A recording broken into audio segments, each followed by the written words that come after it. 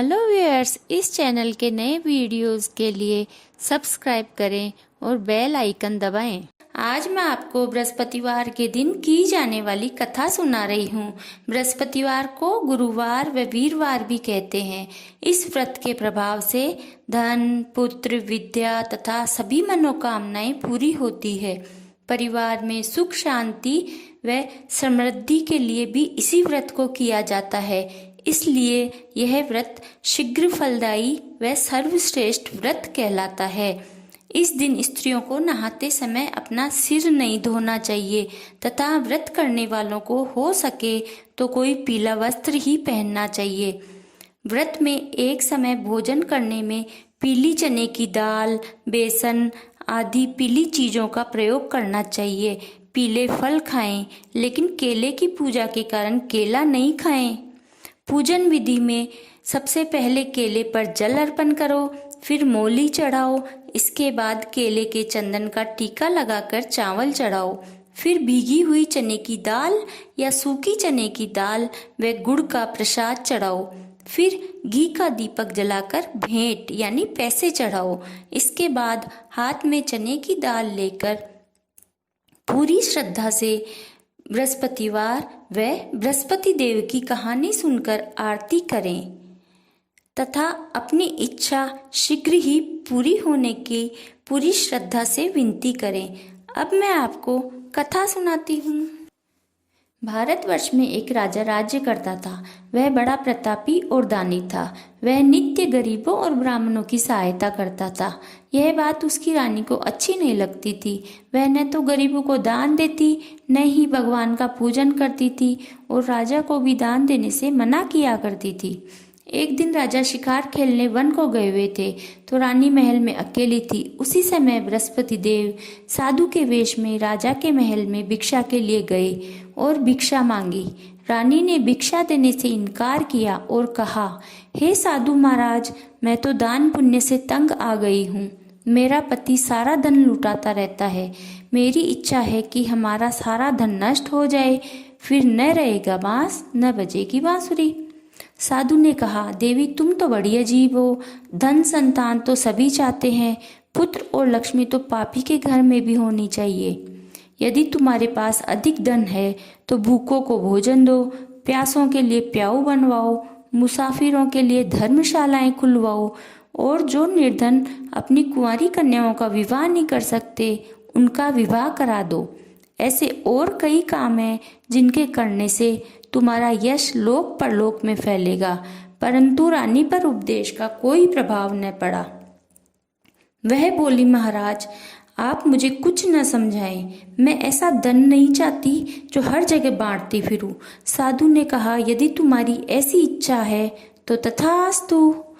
तुम ऐसा करना कि बृहस्पतिवार को घर लीपकर पीली मिट्टी से अपना सिर धोकर स्नान करना, बट्टी चढ़ाकर कपड़े धोना। ऐसा करने से आपका सारा धन नष्ट हो जाएगा। इतना कहकर वह साधु महाराज वहां से आलोप हो गए। जैसे वह साधु कहकर गया था, रानी ने वैसा ही किया। 6 बृहस्पतिवार ही बीते थे कि उसका समस्त धन नष्ट हो गया और भोजन के लिए दोनों तरसने लगे। सांसारिक भोगों से दुखी रहने लगे। तब वह राजा रानी से कहने लगा कि तुम यहाँ पर रहो, मैं दूसरे देश में जाऊं, क्योंकि यहाँ पर मुझे सभी मनुष्य जानते हैं, इसलिए कोई कार्य नहीं कर सकता। देश चोरी परदेश भीख बराबर है। ऐसा कहकर राजा परदेश चला गया। वहाँ जंगल को जाता और लकड़ी काट कर लाता और शहर में बेचता। इस तरह जीवन व्यतीत करने लगा। एक दिन दुखी होकर जंगल में एक पेड़ के नीचे आसन जमाकर बैठ गया। वह अपनी दशा को याद करके व्याकुल होने लगा। बृहस्पतिवार का दिन था। एकाएक उसने देखा कि निर्जन वन में एक साधु प्रकट हुआ। वह साधु वेश में स्वयं बृहस्पति देवता थे। लकड़हारे के सामने आकर बोले, हे लकड़हारे, तू इस सुनसान जंगल में चिंता मग्न क्यों बैठा है? लकड़हारे ने दोनों हाथ जोड़कर प्रणाम किया और उत्तर दिया, महात्मा जी, आप सब कुछ जानते हैं, मैं क्या कहूँ। यह कहकर रोने लगा और साधु को आत्मकथा सुनाई। महात्मा जी ने कहा, तुम्हारी स्त्री ने बृहस्पति के दिन वीर भगवान का निरादर किया है, जिसके कारण रुष्ट होकर तुम्हारी यह दशा कर दी। अब तुम चिंता को दूर करके मेरे कहने पर चलो तो तुम्हारे सब कष्ट दूर हो जाएंगे और भगवान पहले से भी अधिक संपत्ति देंगे। तुम बृहस्पति के दिन कथा किया करो। 2 पैसे के चना मुनक्का मंगवाकर उसका प्रसाद बनाओ और शुद्ध जल से लोटे में शक्कर मिलाकर अमृत तैयार करो। कथा के पश्चात अपने सारे परिवार और सुनने वाले प्रेमियों में अमृत व प्रसाद बांटकर आप भी ग्रहण किया करो। ऐसा करने से भगवान तुम्हारी सभी मनोकामनाएं पूरी करेंगे। साधु के ऐसे वचन सुनकर लकड़हारा बोला, हे प्रभु, मुझे लकड़ी बेचकर इतना पैसा नहीं मिलता जिससे भोजन के उपरांत कुछ बचा सकूं। मैंने रात्रि में अपनी स्त्री को व्याकुल देखा है। मेरे पास कुछ भी नहीं जिससे उसकी खबर मंगा सकूं। साधु ने कहा, हे लकड़हारे, तुम किसी बात की चिंता मत करो। बृहस्पति के दिन तुम रोजाना की तरह लकड़ियां लेकर शहर को जाओ। तुमको रोज से दुगना धन प्राप्त होगा, जिससे तुम भली भांति भोजन भी कर लोगे तथा बृहस्पति देव की पूजा का सामान भी आ जाएगा। इतना कहकर साधु अंतर्ध्यान हो गए। धीरे धीरे समय व्यतीत होने पर फिर वही बृहस्पतिवार का दिन आया। लकड़हारा जंगल से लकड़ी काटकर किसी भी शहर में बेचने गया। उसे उस दिन और दिन से अधिक पैसा मिला। राजा ने चना गुड़ आदि लाकर गुरुवार का व्रत किया। उस दिन से उसके सभी क्लेश दूर हुए। परंतु जब दोबारा गुरुवार का दिन आया तो बृहस्पतिवार का व्रत करना भूल गया। इस कारण बृहस्पति भगवान नाराज हो गए। उस दिन से उस नगर के राजा ने विशाल यज्ञ का आयोजन किया और शहर में यह घोषणा करवा दी कि कोई भी मनुष्य अपने घर में भोजन न बनाए, न आग जलाए। समस्त जनता मेरे यहाँ भोजन करने आए। इस आज्ञा को जो न मानेगा उसे फांसी की सजा दी जाएगी। इस तरह की घोषणा संपूर्ण नगर में करवा दी गई। राजा की आज्ञा अनुसार शहर के सभी लोग भोजन करने गए, लेकिन लकड़हारा कुछ देर से पहुंचा। इसलिए राजा उसको अपने साथ घर लिवा लाए और ले जाकर भोजन करा रहे थे कि रानी की दृष्टि उस खूंटी पर पड़ी जिस पर उसका हार लटका हुआ था। वह वहां दिखाई नहीं दिया। रानी ने निश्चय किया कि मेरा हार इस मनुष्य ने ही चुरा लिया है। उसी समय पुलिस को बुलाकर उसको जेल खाने में डलवा दिया। जब लकड़हारा जेल खाने में पड़ गया और दुखी होकर विचार करने लगा कि न जाने कौन से पूर्व जन्म के कर्म से मुझे यह दुख प्राप्त हुआ है, और उसी साधु को याद करने लगा जो जंगल में मिला था। उसी समय तत्काल बृहस्पति देव साधु के रूप में प्रकट हो और उसकी दशा को देखकर कहने लगे, अरे मूर्ख, तूने बृहस्पति देव की कथा नहीं करी, इस कारण तुझे दुख प्राप्त हुआ है। अब तू चिंता मत कर। बृहस्पति के दिन जेल खाने के दरवाजे पर 4 पैसे पड़े मिलेंगे। उनसे तू बृहस्पति देव की पूजा करना, तेरे सभी कष्ट दूर हो जाएंगे। बृहस्पति के रोज उसे 4 पैसे मिले। लकड़हारे ने कथा कही। उसी रात्रि को बृहस्पति देव ने उस नगर के राजा को स्वप्न में कहा, हे राजा, तुमने जिस आदमी को जेल खाने में बंद कर दिया है वह निर्दोष है, वह राजा है, उसे छोड़ देना। रानी का हार उसी खूंटी पर लटका है।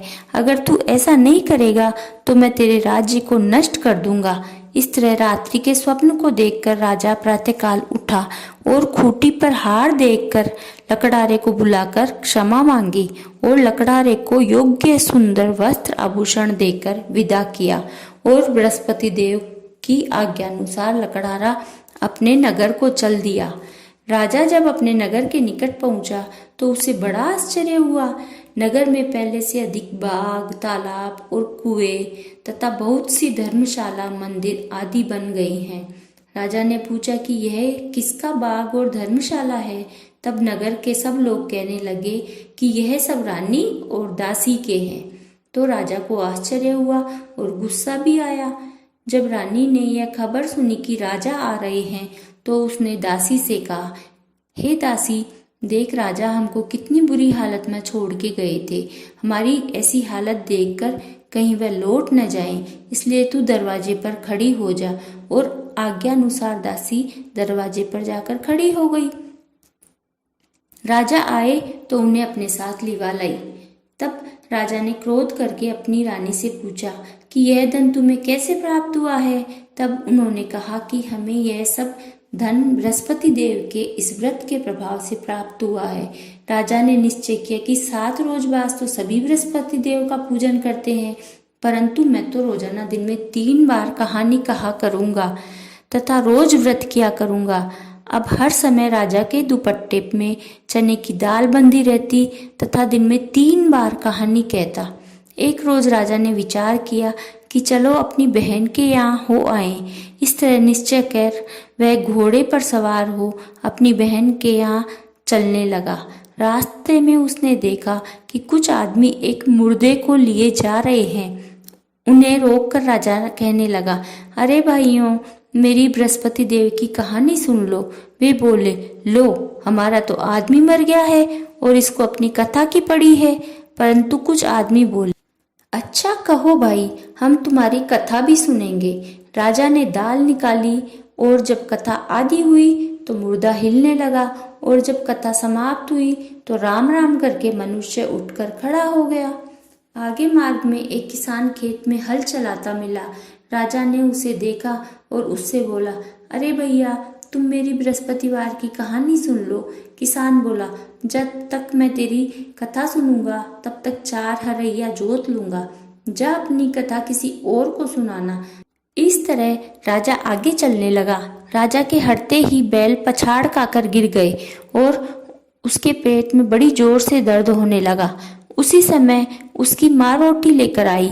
उसने जब यह देखा तो अपने पुत्र से सब हाल पूछा और बेटे ने सभी हाल कह दिया। तो बुढ़िया दौड़ी दौड़ी उस घुड़सवार के पास गई और उससे बोली कि मैं तेरी कथा सुनूंगी, तू अपनी कथा मेरे खेत पर चलकर ही कहना। राजा ने बुढ़िया के खेत पर जाकर कथा कही, जिसके सुनते ही वह बैल उठ खड़े हुए तथा किसान के पेट का दर्द भी बंद हो गया। राजा अपनी बहन के घर पहुंचा। बहन ने भाई की खूब मेहमानी की। दूसरे रोज प्रातःकाल राजा जगा तो वह देखने लगा कि सब लोग भोजन कर रहे हैं। राजा ने अपनी बहन से कहा, ऐसा कोई मनुष्य है जिसने भोजन नहीं किया हो? मेरी बृहस्पतिवार की कथा सुन ले। बहन बोली, हे भैया, यह देश ऐसा ही है। पहले यहाँ सब लोग भोजन करते हैं, बाद में अन्य काम करते हैं। अगर कोई पड़ोस में हो तो देख आऊं। ऐसा कहकर वह देखने चली गई, परंतु उसे कोई ऐसा व्यक्ति नहीं मिला जिसने भोजन नहीं किया हो। अतः वह एक कुम्हार के घर गई जिसका लड़का बीमार था। उसे मालूम हुआ कि उनके यहाँ 3 रोज से किसी ने भी भोजन नहीं किया है। रानी ने अपने भाई की कथा सुनने के लिए कुम्हार से कहा तो वह तैयार हो गया। राजा ने जाकर बृहस्पतिवार की कथा कही, जिसको सुनकर उसका लड़का ठीक हो गया। अब तो राजा की प्रशंसा होने लगी। एक रोज राजा ने अपनी बहन से कहा, हे बहन, हम अपने घर को जाएंगे, तुम भी तैयार हो जाओ। राजा की बहन ने अपनी सास से कहा। सास ने कहा, हाँ चली जा, परंतु अपने लड़कों को मत ले जाना, क्योंकि तेरे भाई की कोई औलाद नहीं है। बहन ने अपने भैया से कहा, हे भैया, मैं तो चलूंगी, परंतु कोई बालक नहीं जाएगा। राजा बोला, जब कोई बालक नहीं जाएगा तो तुम भी चलकर क्या करोगी? बड़े दुखी मन से राजा अपने नगर को लौट आया। राजा ने अपनी रानी से कहा, हम निर्वंशी राजा हैं, हमारे मुंह देखने का धर्म नहीं है और कुछ भोजन आदि नहीं किया। रानी बोली, हे प्रभु, बृहस्पति देव ने हमें सब कुछ दिया है तो हमें औलाद भी अवश्य देंगे। उसी रात को बृहस्पति देव ने राजा से स्वप्न में कहा, हे राजा, उठ, सभी सोच त्याग दे, तेरी रानी गर्भ से है। राजा की यह बात सुनकर बड़ी खुशी हुई। 9वें महीने उसके गर्भ से एक सुंदर पुत्र पैदा हुआ। तब राजा बोला, हे रानी, स्त्री भोजन के बिना रह सकती है, परंतु कहे बिना नहीं रह सकती। जब मेरी बहन आए तो तुम उसको कुछ कहना मत। रानी ने सुनकर हाँ कर दी। जब राजा की बहन ने यह शुभ समाचार सुना तो वह बहुत खुश हुई तथा बधाई लेकर अपने भाई के घर आई। तभी रानी ने कहा, घोड़ा चढ़कर तो नहीं आई, गधा चढ़ी आई। राजा की बहन बोली, भाभी, मैं इस प्रकार न कहती तो तुम्हें औलाद कैसे मिलती? बृहस्पति देव ऐसे ही हैं, जिसकी जैसे मन की कामनाएं हैं सभी को पूर्ण करते हैं। जो सद्भावना पूर्वक बृहस्पतिवार का व्रत करता है एवं कथा पढ़ता है तथा सुनता है और दूसरों को सुनाता है, बृहस्पति देव उसकी सभी मनोकामनाएं पूरी करते हैं। भगवान बृहस्पति देव सदैव उसकी रक्षा करते हैं। संसार में जो मनुष्य सद्भावना से भगवान जी का पूजन व्रत सच्चे हृदय से करते हैं तो उनकी सभी मनोकामनाएं पूर्ण करते हैं। जैसी सच्ची भावना से रानी और राजा ने उनकी कथा का गुणगान किया तो उनकी सभी इच्छाएं बृहस्पति देव ने पूर्ण की थी। इसलिए पूर्ण कथा करने के बाद प्रसाद लेकर जाना चाहिए।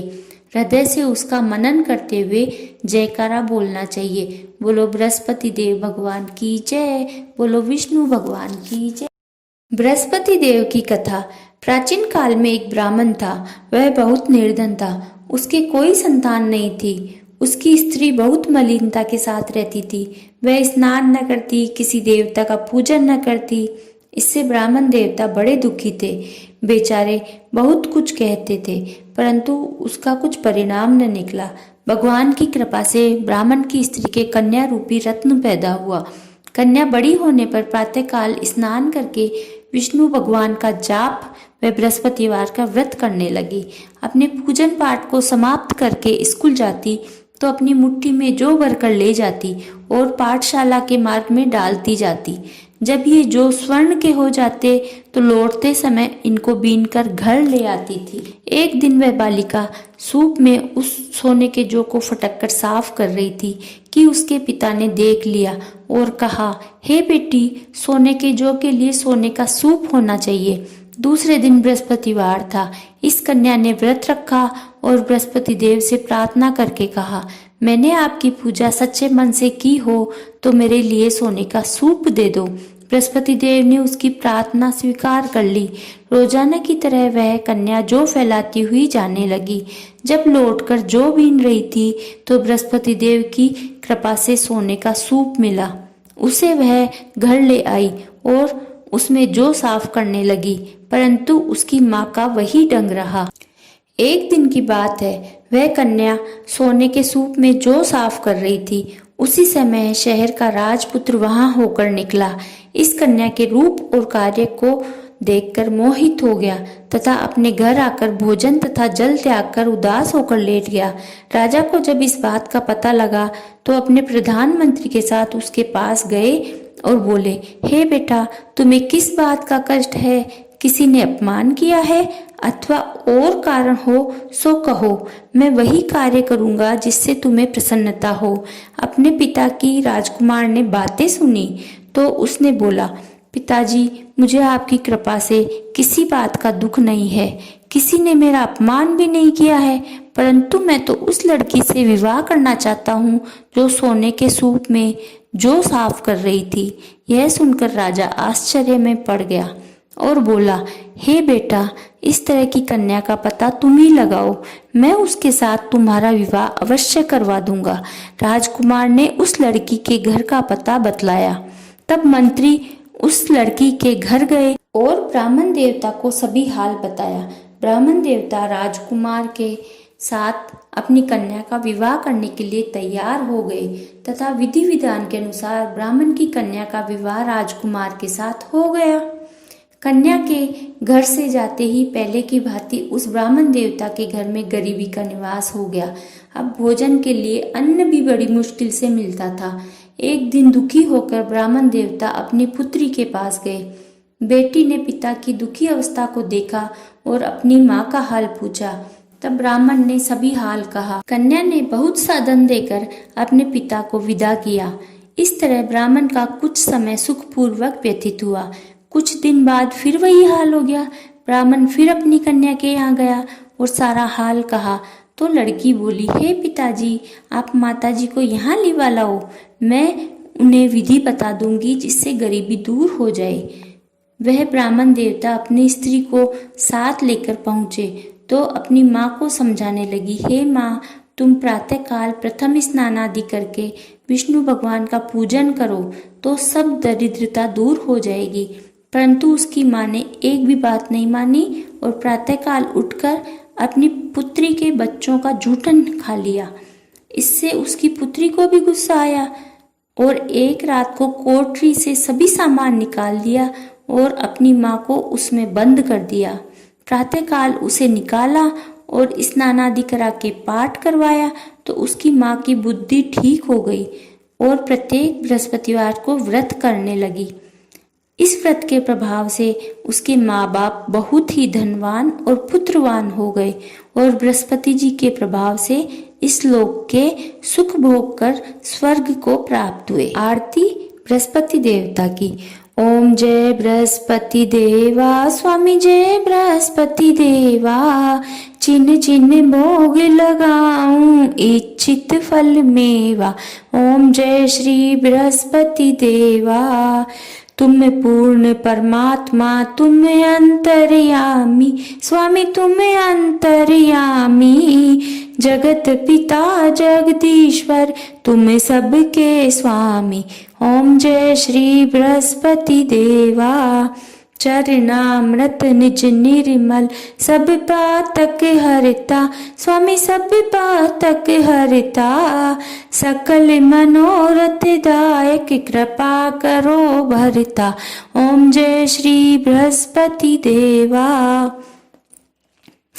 तन मन धन अर्पण कर जो शरण पड़े, प्रभु प्रकट तब हो कर आकर द्वार खड़े। ओम जय श्री बृहस्पति देवा, दीन दयाल दयानिधि, भक्तन हितकारी, स्वामी भक्तन हितकारी, पाप दोष सब हरता, भव बंधन हारी। ओम जय श्री बृहस्पति देवा, सकल मनोरथ दायक, सब संचय टारो, स्वामी सब संचय टारो, विषय विकार मिटाओ, संतन सुखकारी। ओम जय श्री बृहस्पति देवा, जो कोई आरती तेरी प्रेम सहित गावे, स्वामी प्रेम सहित गावे, ज्येष्ठानंद बंद सो निश्चय पावे। ओम जय श्री बृहस्पति देवा। बोलो विष्णु भगवान की जय, बोलो बृहस्पति देव भगवान।